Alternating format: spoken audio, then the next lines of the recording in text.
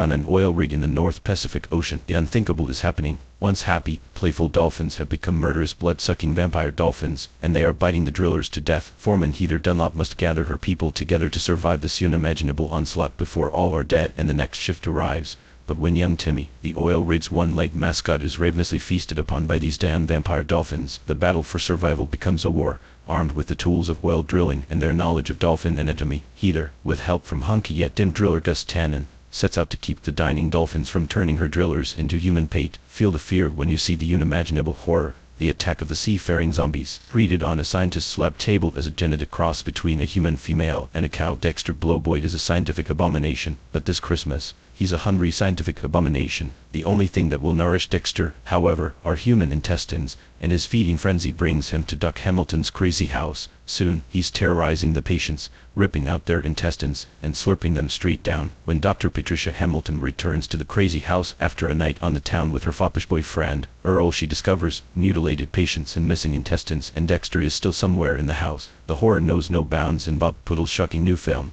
The Attack of the Mutants. It was the darkest day in the history of Hollywood.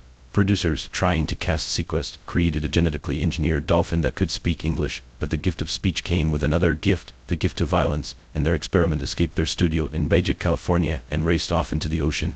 Now Mr. Curtin's helpless and unaware their high science field trip is sailing along, while watching, with no idea that their captain, the one-eyed grizzled sailor, Chuck, has wandered into this creature's path, and the dinner bell has just begun to ring. At first the students just disappear without a trace or clue, but when little Jimmy Pittens is engulfed whole, his chaperone Mother Celine swings into action, and the battle for survival begins. Will Mr. Curtin save his class from certain death, or is everyone destined to become chowder? Don't miss the ripping yarn. The mutant from the depths of the sea. 1,000 years ago, the Akapopo aliens from Vega landed in South America and were treated as gods by the Aztecs. Now the Akapopo have returned, and they are not happy about what has become of their religion. When astrologer Maria Lobo sees the strange lists in the sky, she knows the gods have returned. She sets out to the ancient ruins of Azatlanetsen with a local club-footed boy to investigate.